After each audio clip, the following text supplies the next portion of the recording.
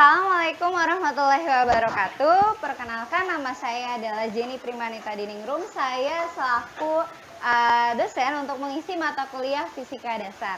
Oke, untuk penilaian mata kuliah Fisika Dasar akan saya berikan di grup ya, ataupun di Google Classroom. Pokoknya saya di sini hanya untuk menyampaikan materi. Dikarenakan memang kita dalam suasana pandemi di mana kita tidak bisa bertatap muka langsung, maka selama 1 semester ini insya Allah saya akan memberikan materi secara video seperti ini, seperti itu. Jadi nanti saya share di dalam grup ataupun Google Classroom. Nanti kalian bisa menonton setiap pertemuan, oke? Nah, hari ini saya langsung masuk ke materi aja ya, karena kita kan tidak bertatap muka, jadi kita nggak bisa kenalan. Jadi langsung aja saya akan memberikan materi untuk pertemuan pertama, yaitu mengenai besaran, satuan, dan juga pengukuran. Di sini saya sudah nulisin ya, nggak apa-apa karena supaya lebih cepat aja pembahasannya, karena kita nggak bisa pakai proyektor dengan minimnya peralatan. Oke, di sini saya akan bahas, sebenarnya ini materinya materi zaman SMP, SMA ataupun SMK ya, kalau yang kuliahnya, yang sekolahnya di SMK. Jadi ada besaran, ada satuan, ada pengukuran. Itu yang akan kita bahas pada pertemuan pertama ini. Nah, besaran, apa sih yang kalian ketahui tentang besaran? Nah, jadi besaran itu adalah sesuatu yang dapat diukur. Apa contohnya? Seperti panjang meja. Nah, panjangnya kan bisa diukur tuh menggunakan apa? Menggunakan mistar. Kemudian massa dari orang, seperti itu. Berarti dengan cara apa alat ukurnya? Dengan cara timbangan, seperti itu. Kuat arus listrik, nah itu kan bisa diukur. Nah, itu masuk ke dalam besaran, seperti itu. Nah, untuk besaran itu terbagi atas 2. Ada yang besaran pokok,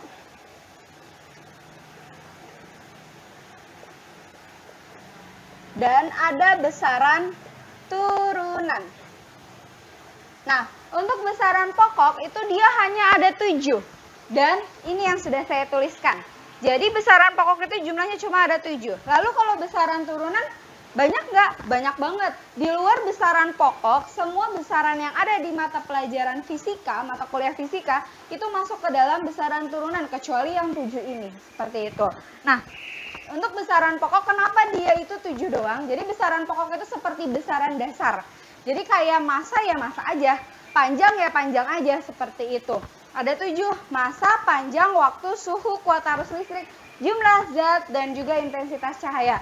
Di sini ada satuan, satuan ini adalah satuan internasional, artinya adalah satuan yang dipakai di seluruh negara.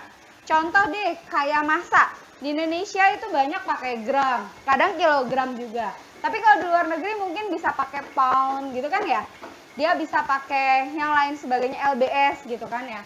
Banyak seperti panjang. Panjang di Indonesia lebih sering pakai sentimeter, kilometer, meter juga. Nah, tapi di luar misalkan pakai feet, kaki, pakai inci. Nah, itu kan beda-beda tuh satuannya.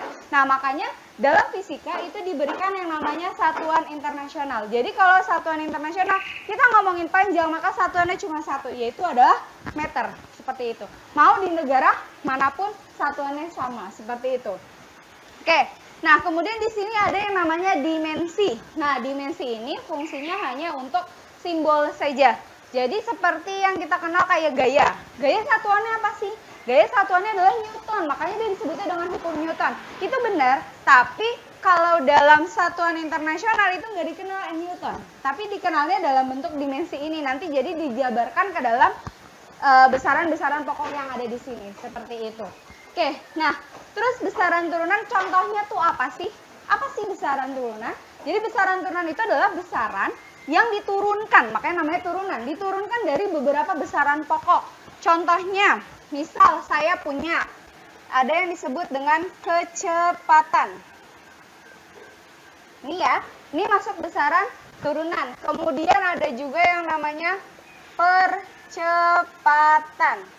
Beda ya, kecepatan sama percepatan. Kemudian ada yang namanya gaya. Seperti ini. Gitu. Oke, dan ada lagi misalkan massa jenis. Ini. Ini adalah 4 contoh dari besaran turunan. Besaran turunan maksud saya. Di luar ini masih banyak sekali yang lainnya besaran turunan ya. Oke, Terus gimana kita mau tahu satuan dari besaran turunan sih? Nah, caranya adalah kita harus menurunkan dari rumusnya dulu. Contoh deh, kecepatan. Kecepatan itu saya kasih clue simbolnya adalah V kecil. V kecil. Nah, kecepatan itu kalau kita SMP ingat, itu dicari dari apa sih? Kecepatan itu adalah jarak dibagi dengan waktu. Jadi kalau saya tulisnya simbol saja ya. S dibagikan dengan T. Di mana S ini adalah jarak, T ini adalah waktu. Kalau kalian perhatikan, S itu adalah jarak. Jarak itu kan biasanya satuannya apa sih? Meter, kilometer, sentimeter. Berarti kan dia sama kayak panjang dong. Nah, terus T ini apa tadi? T itu adalah waktu. Berarti artinya kecepatan itu pakai dua besaran pokok, yaitu panjang dan juga waktu. Makanya kecepatan masuk ke dalam besaran turunan. Seperti itu. Nah, terus kemudian ada percepatan. Percepatan itu simbolnya adalah A kecil. Didapatkan dari kecepatan dibagi dengan waktu. Kecepatan apa tadi ini? Jarak sama waktu, dibagi lagi sama waktu. Berarti dia pakai dua lagi, panjang dan juga waktu. Kemudian ada gaya. Nah, ini sering dengar nih gaya.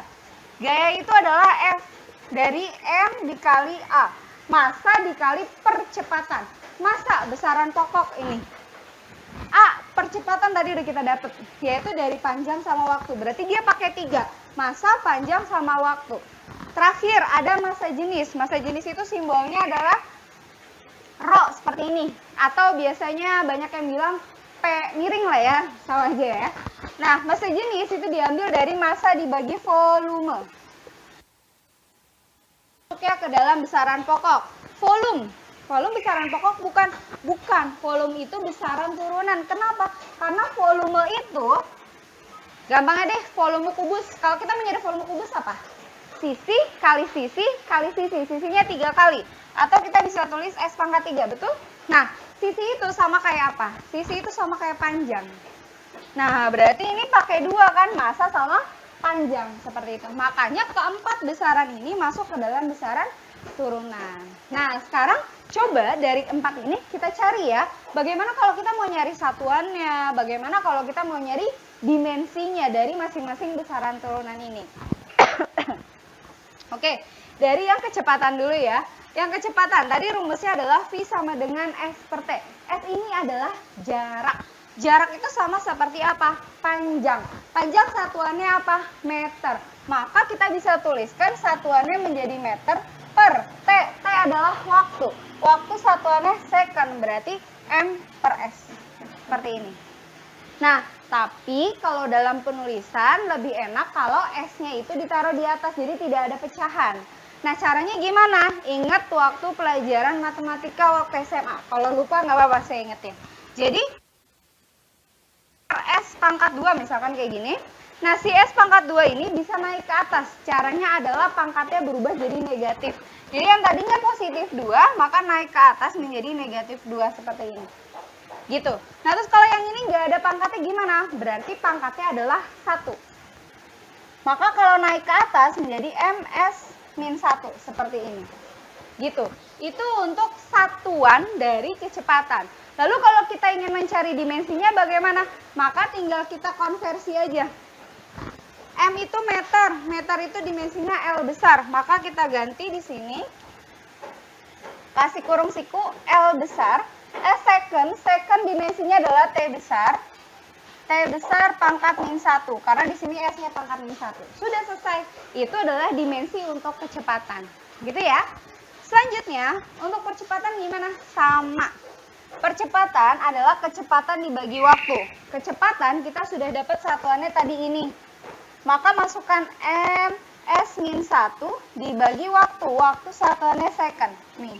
Berarti S yang di bawah naikin lagi ke atas. Maka jadi MS-1, S-1. Iya enggak? Ya. Nah, kalau sama-sama di atas dikali S-1, S-1, maka si S itu bisa gabung pangkatnya. Kalau kata si matematika, itu pangkatnya kalau dikalikan dia jadi dijumlahkan. Jadi S-1, S-1, itu dia bisa digabung menjadi gini. Min 1, min 1. Jadi kayak kamu utang 1000, utang 1000 lagi. Berarti utangnya jadi 2000 kan?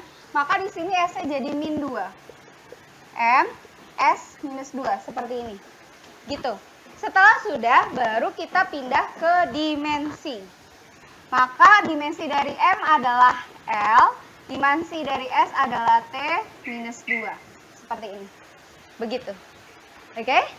Selanjutnya adalah untuk gaya. Gaya itu adalah massa dikali percepatan. Kita masukkan satuannya massa adalah kilogram. Tulis jadi kilogram. A percepatan, ini satuannya tadi sudah kita cari ya. Maka masukkan saja MS min 2. Sudah nih, kilogram sendiri, M sendiri, S sudah sendiri. Udah tinggal masukkan ke dimensinya. Kilogram dimensinya adalah M besar. Maka ditulisnya jadi M. Meter adalah L. Pangkatnya minus 2. Sudah selesai jadi dimensi untuk gaya. Seperti itu. Selanjutnya adalah massa jenis. Massa jenis adalah massa dibagi volume. Maka kita tinggal masukkan satuannya dari massa adalah kilogram. Satuannya dari volume tadi kita udah cari ya. Volume itu adalah sisi atau sisi pangkat 3. Sisi itu sama seperti panjang. Panjang itu satuannya adalah meter. Berarti kalau gitu satuannya si volume adalah meter. Karena pangkat 3 berarti meter pangkat 3. Caranya gitu. Berarti di sini kita bisa tulis M pangkat 3. Sama kayak tadi, kalau ada yang di bawah, naikin ke atas, maka pangkatnya berubah jadi negatif. Seperti ini. Gitu ya. Kalau sudah, tinggal buat dimensinya. Maka kilogram adalah M, meter adalah L, pangkatnya minus 3. Sudah selesai. Ini adalah dimensi dari beberapa besaran turunan. Oke, kita akan lanjut lagi untuk materi selanjutnya, yaitu tentang analisis dimensi. Nah, tadi nih yang saya bilang, ini adalah salah satu penggunaan menggunakan dimensi, yaitu analisis dimensi. Jadi di sini saya sudah menuliskan contoh soal yang ada di PDF yang sudah saya berikan. Saya berikan ada 3 contoh soal, tapi saya akan bahas yang nomor 2 dan nomor 3 saja.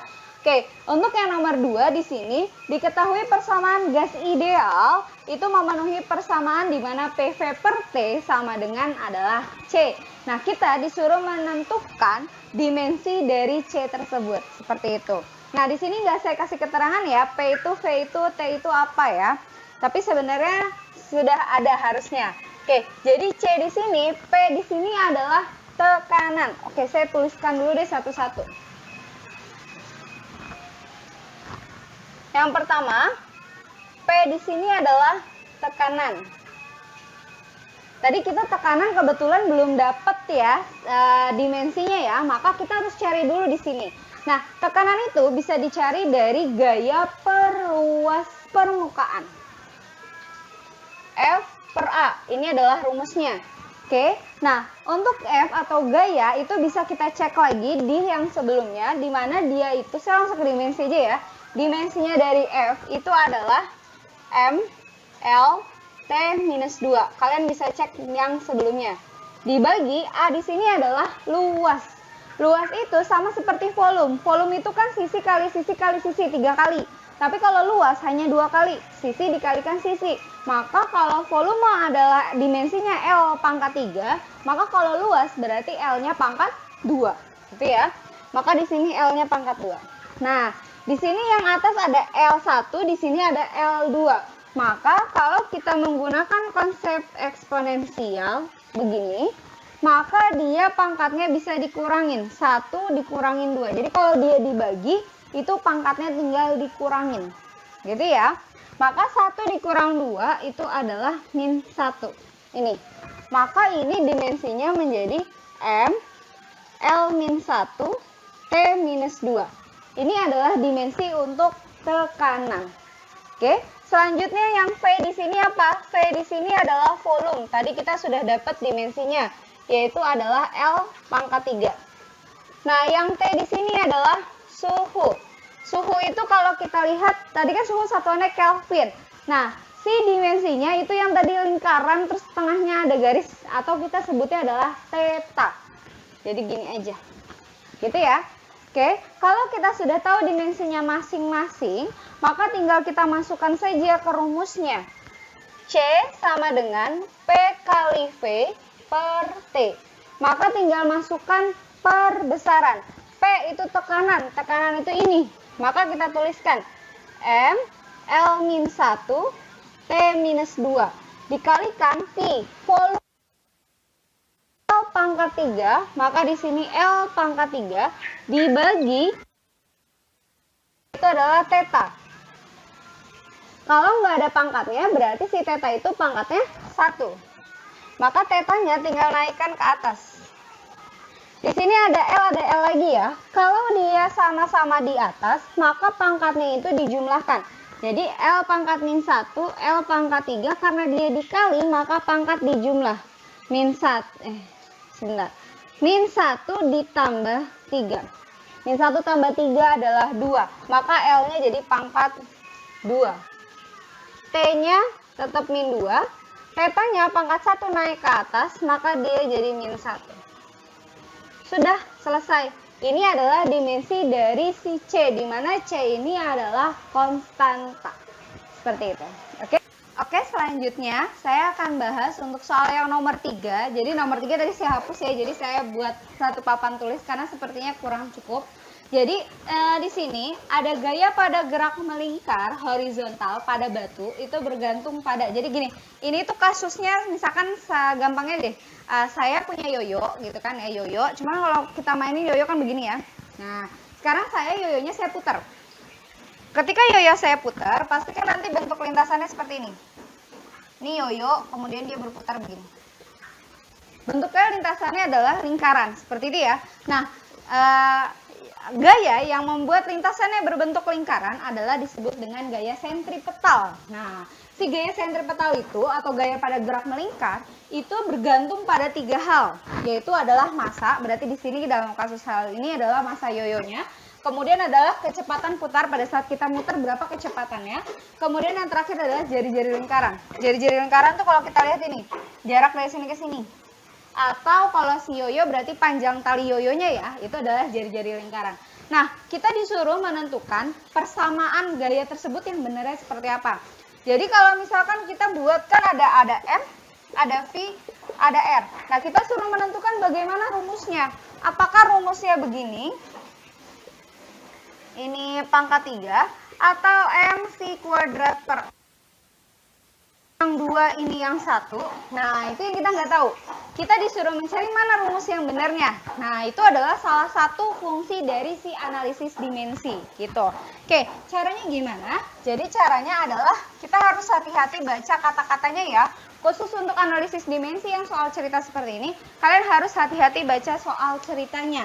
Di sini, yang pertama dia bilang ada kata gaya. Gaya itu adalah simbolnya F ya tadi.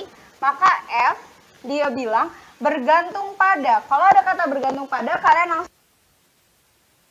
Kemudian ada apa besarannya? Yang pertama adalah massa. Simbolnya adalah M. Kemudian dikali dengan selanjutnya apa? Kecepatan putar itu simbolnya adalah V. Dan yang terakhir jari-jari lingkaran yaitu adalah R.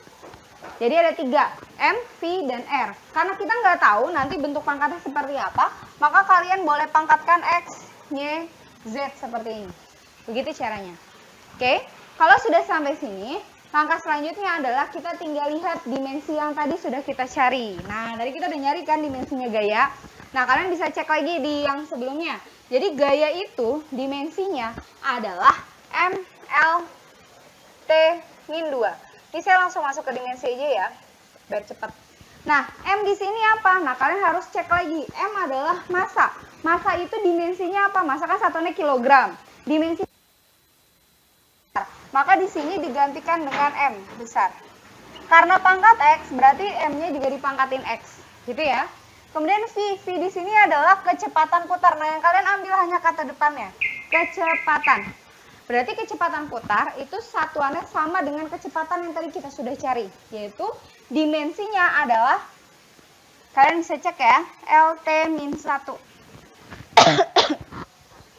Karena di sini V-nya pangkat Y, maka kita berikan pangkatnya adalah Y. Kemudian yang terakhir adalah R. R adalah jari-jari lingkaran. Biasanya kalau jari-jari lingkaran itu kan panjang kan, sama aja kayak panjang. Nah, berarti kita ambil dimensi dari si panjang, yaitu adalah L. Pangkatnya Z, kayak gini. Kalau sudah seperti ini, kita kerjakan seperti matematika. Jadi kalau misalkan saya punya A, B kuadrat, saya pangkatin lagi jadi 3, maka bisa dijabarkan. A-nya jadi pangkat 3, si B-nya jadi pangkat berapa? Ini pangkatnya tinggal dikalikan. 2 kali 3 berapa? 6. Jadi dijabarin seperti ini. Ini khusus untuk yang ini, yang Y. Kalau yang X sama Z kan sudah satu huruf, maka dia biarkan saja seperti itu. Gitu ya. Jadi, ini kalau saya tulis ulang, si M tetap pangkat X. L-nya di sini nggak ada pangkat, berarti pangkat 1. Berarti 1 dikali Y tetap Y maksud saya. Y. T-nya berarti dikali nih, min 1 kali Y. Berarti kan min Y ya. Min Y. Kemudian L-nya sendiri Z. Begini. Oke. Nah, kalau kita perhatikan ada L ya. Berarti sama kayak tadi. Kalau ada yang sama, pangkatnya dijumlahkan. Berarti ini L-nya ada Y sama Z. Berarti dia dijumlahin Y tambah Z. Baru yang terakhir T, yaitu adalah min Y. Nah, yang ini kita tulis ulang saja. Nah, yang kiri sama yang kanan, dia sudah sama komposisinya. Sama-sama punya M, sama-sama punya L, sama-sama punya T. Sudah lengkap. Maka kalau sudah seperti ini, kita tinggal kerjakan per satu-satu. Jadi kerjakan dari M, L, baru yang T. M yang di kiri sama dengan M yang ada di ruas kanan. Yang di kiri M-nya hanya M saja. Berarti pangkatnya 1 ya. Yang ruas kanan M-nya pangkat X. Maka saya tulis kayak gini. Nah, kalau udah kayak gini, berdasarkan sifat eksponen, M-nya boleh dicoret. Maka kita dapat 1 sama dengan X, atau kita dapat nilai X-nya. Oke, selanjutnya masuk ke L, lanjut. L kiri sama dengan L kanan. Yang kiri nggak ada pangkatnya, berarti kita bisa tulis 1 lagi, coret lagi. Berarti 1 sama dengan Y tambah Z. Tapi dari sini kita nggak bisa cari masing-masing Y-nya berapa, Z-nya berapa, nggak bisa ya. Maka kita lanjut dulu ke T. T kiri sama dengan T kanan. T-nya coret lagi. Min 2 sama dengan min Y. Berarti kalau kita mau cari Y, minnya pindah ke sini jadi dibagi ya. Nah, jadi seperti ini.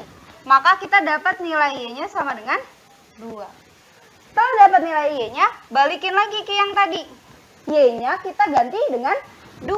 Berarti 1 sama dengan 2 ditambahin Z. 2-nya pindah ke kiri jadi minus.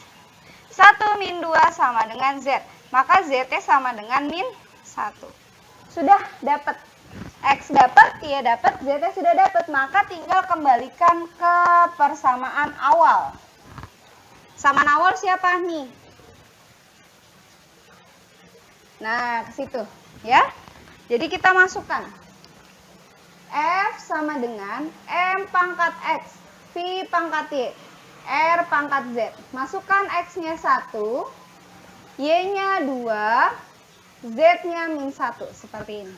Tapi kalau rumus itu nggak ada yang pangkatnya negatif. Berarti biar jadi pangkatnya positif, turunin ke bawah. Maka jadinya M V kuadrat per R. Ini adalah rumus F-nya. Sudah selesai seperti itu. Gitu. Nah, kalau misalkan nih saya punya satu kasus lain. Saya punya contoh. Kayak gini sama persis, tapi yang di kiri ini nggak ada M-nya. Jadi misalkan dia bukan gaya ya, misalkan apa gitu. Dia cuma dapat gini doang yang di kiri. Tapi yang di kanan sama persis kayak gitu.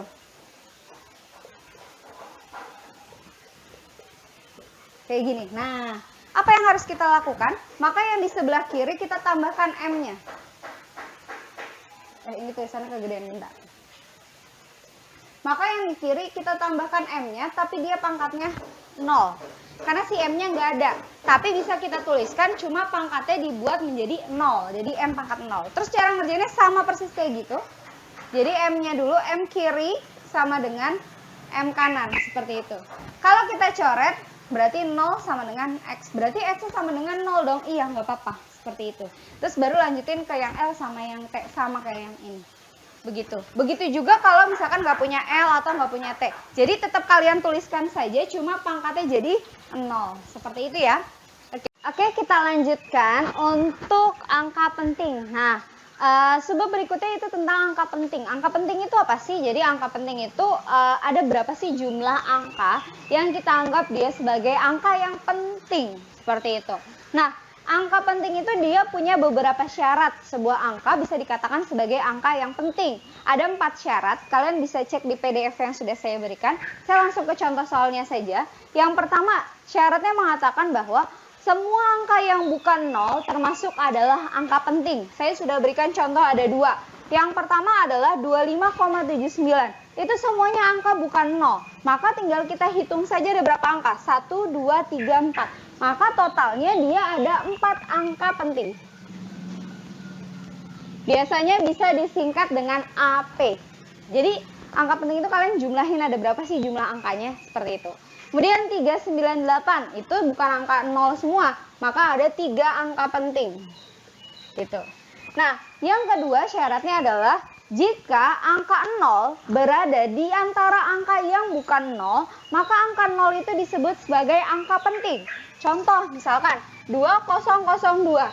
0-nya itu dia berada di antara angka 2, di mana angka 2 itu bukan angka 0, maka si 0-nya dianggap jadinya ada 1, 2, 3, 4. Jadi ada 4 angka penting.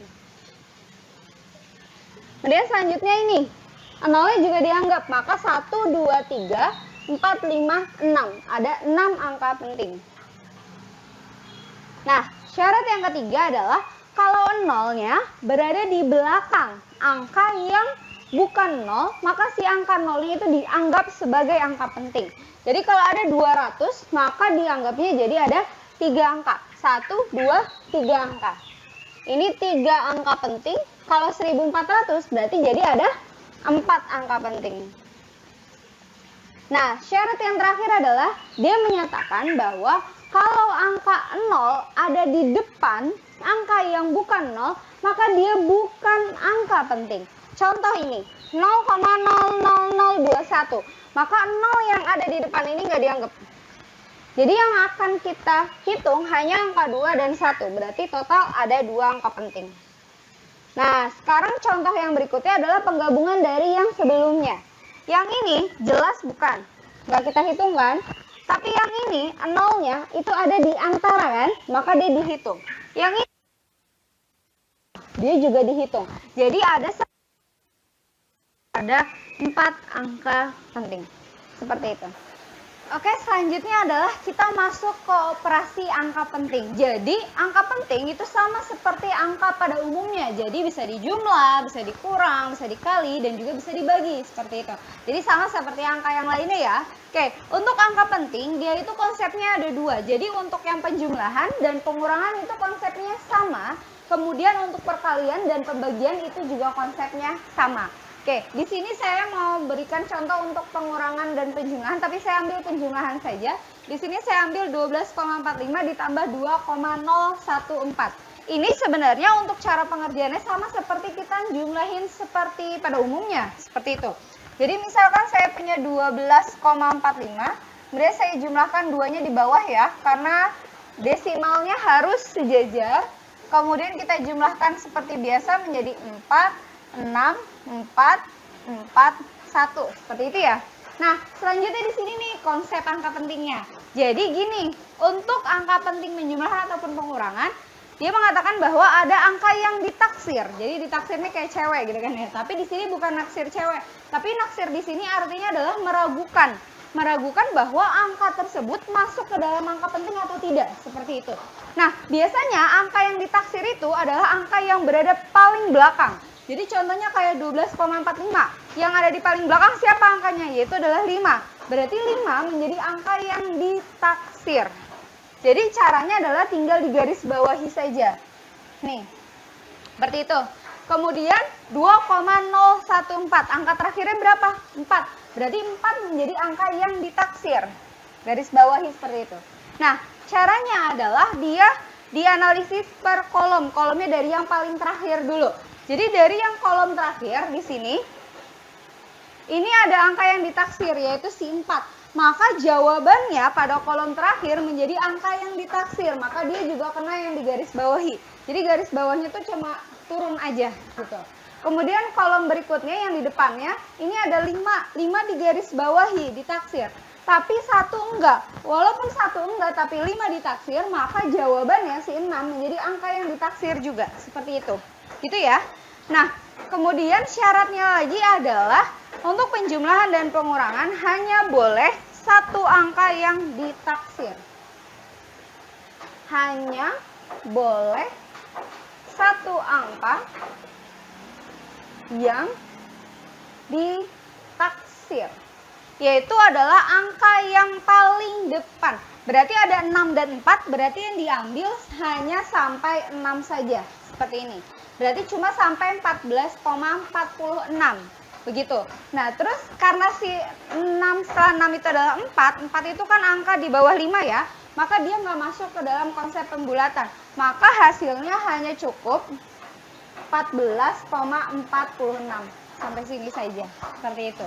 Kalau misalkan 4 yang ini, angkanya lebih dari 5, contohnya 6, 7, 8, dan berikutnya, maka di sini dia harus naik menjadi 7. Seperti itu. Jadi dia mengikuti konsep pembulatan. Oke. Selanjutnya, untuk bentuk perkalian dan juga pembagian. Untuk perkalian dan pembagian, ini konsepnya dia sama. Kita kalikan seperti biasa saja. 12,45 kita kali dengan 2,12. 5 kali 2, 10, 1. 4 kali 2, 8, tambah 1, 9. 2 kali 2 adalah 4. 1 kali 2, 2. Dikali dengan 1 maka sama semuanya. Dikali 2 berarti sama-sama yang atas. Dijumlahkan 0, 14, 1, 9, 13, 6, 2. Seperti ini. Kemudian komanya kita lihat dari soal 1, 2, 3, 4. Berarti ngelewatin 4 angka. 1, 2, 3, 4. Berarti dia di sini komanya. Jadi 26,3940. Nah, untuk konsep angka pentingnya adalah kita lihat dari pengalinya. Kita cek 12,45 itu sesuai dengan jumlah angka penting. Dia ada berapa angka penting? Dia ada 4 AP. Untuk 2,12 ada berapa angka penting? Ada 3 AP. Nah, dari 4 sama 3, yang paling kecil berapa sih? 3 kan? Maka yang kita ambil adalah 3 angka penting. Tapi diambilnya dari angka paling depan dihitungnya. 1, 2, 3. Berarti sampai sini. 26,3. Tapi karena angka 3 setelahnya adalah 9, maka dia mengalami pembulatan menjadi 26,4. Seperti ini. Jadi kalau untuk perkalian dan pembagian, clue-nya adalah ambil jumlah angka penting yang terkecil. Oke, sekarang akan kita lanjutkan untuk pengukuran. Di sini saya ambil 3 alat ukur. Sebenarnya pengukuran banyak sekali ya, ada mistar, kemudian ada gelas ukur, ada termometer, dan lain sebagainya. Saya akan bahas 3 ini, karena nanti 3 alat ukur ini yang akan kita gunakan pada saat praktikum nanti, gitu ya. Oke, yang pertama ada neraca 3 lengan. Cuma kalau di lab kita punya yang 4 lengan, nggak masalah, karena dia hanya tambah 1 lengan saja, seperti itu. Oke, untuk neraca 3 lengan, untuk 3 lengan ya, dia ketelitiannya itu adalah sekitar 0,1 gram. Tapi kalau yang neraca 4 lengan, maka dia bisa sampai 0,01 gram, seperti itu. Jadi dia lebih teliti lagi. Nah, cara bacanya seperti apa? Jadi ini kenapa disebutnya 3 lengan? Karena ada 1, 2, 3. Itu yang ratusan, lengan kedua yang puluhan, lengan ketiga yang satuan, seperti itu. Cara bacanya gimana? Sangat mudah sekali. Caranya adalah kalian tinggal lihat aja yang diberikan panah ini. Kemudian jadi untuk lengan pertama itu dia berhenti di 300, maka lengan pertama itu pembacaannya adalah 300 gram. Ini satuannya semua dalam satuan gram ya. Kemudian lengan maka pembacaannya adalah 50 gram. Dan lengan ketiga itu dia berada di antara 3 dan 4. Ini ada di tengah-tengah. Jadi kalau kita tuliskan dia adalah 3,5 gram. seperti ini. Nah, ini tinggal kita jumlahkan saja. Maka ini jadi 0,5, ini 3, ini 5, ini 3. Satuannya adalah gram. 353,5 gram. Nah, satuan internasional untuk massa itu kan biasanya adalah kilogram. Maka kalian bisa ubah ini dalam satuan kilogram. Caranya adalah tinggal dibagi 1000 saja. Kalau kita dia menjadi 0,12535.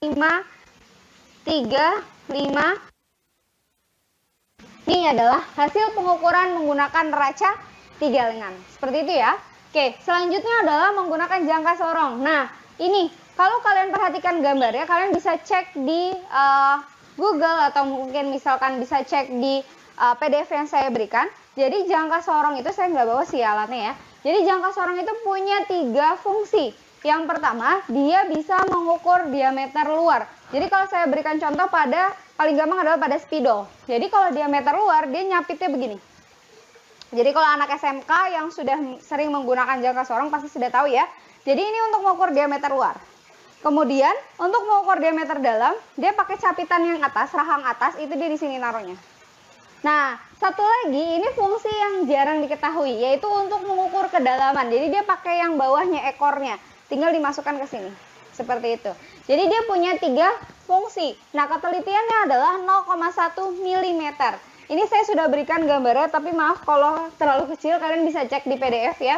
Nah, di sini ada yang berhimpit itu sudah saya lingkarin warna merah, jadi berhimpitnya di angka 7.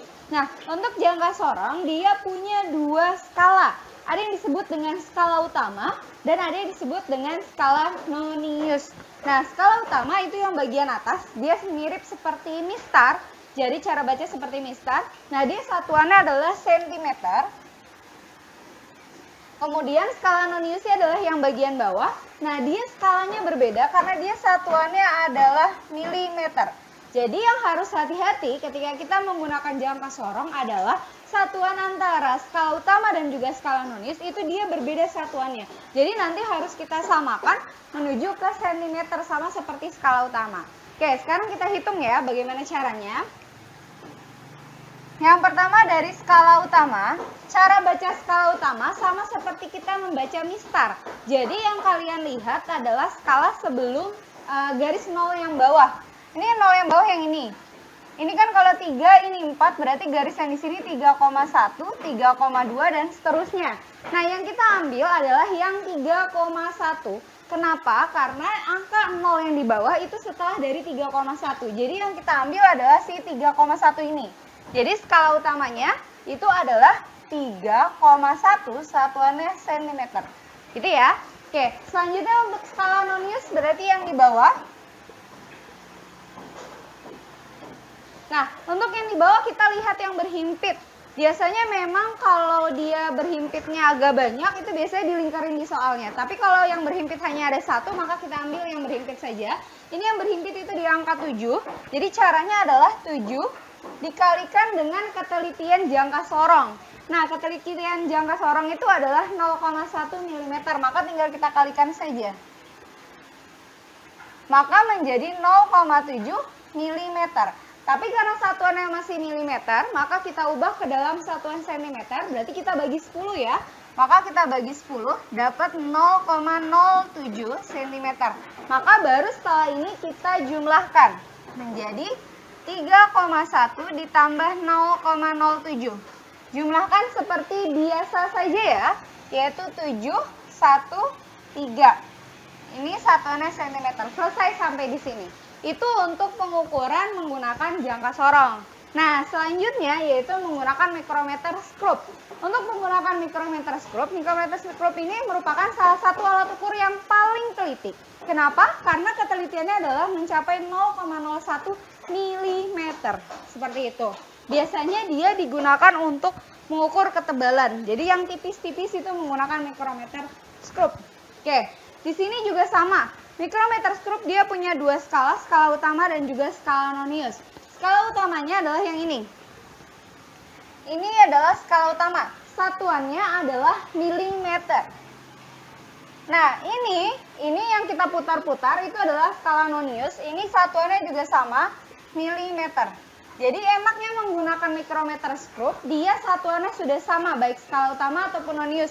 Jadi kita hanya tinggal menjumlahkan saja. Oke, cara bacanya sekarang bagaimana? Untuk skala yang utama, kita cek skala yang sebelum skala non-use, yang ini. Nah, ini kan 1, 2, 3, 4, 5, 6, kemudian di bawahnya ada garis lagi ya. Nah, yang garis yang di bawah itu nilainya adalah setengah. Jadi kalau ada angka 6 kemudian ada garis yang di bawah, maka nih bacanya adalah 6,5. Kecuali tidak ada garis ini, maka bacanya hanya 6 saja ya. Karena ada yang di bawah, maka dia dibacanya menjadi 6,5 satuannya milimeter. Seperti itu. Ini untuk skala utama. Skala non-use, berarti kita lihat yang dilingkarin. Itu sudah saya lingkarin warna merah. Nah, cara bacanya ini 40, berarti ke atas naik 41, 42, 43, 44. Jadi yang dilingkarin merah itu nilainya adalah 44. Berarti caranya sama seperti jangka sorong. Berarti tinggal 44 dikali 0,01 yaitu ketelitian si micrometer scope. Kalau kita kali maka menjadi 0,44 mm. Maka hasil pengukuran tinggal kita jumlahkan saja. 6,5 ditambah 0,44. Maka menjadi 496. Satuannya adalah milimeter. Sudah selesai sampai di sini. Itu untuk pengukuran micrometer scope, jangka sorong, dan juga neraca 3 lengan. Seperti itu. Untuk pertemuan pertama hari ini cukup sekian. Sepertinya ada tugas atau latihan yang akan saya berikan, tapi langsung cek di PDF-nya saja. Oke, saya akhiri pertemuan kali ini. Jika ada yang ingin ditanyakan bisa langsung japri ke saya ya. Saya tutup. Assalamualaikum warahmatullahi wabarakatuh.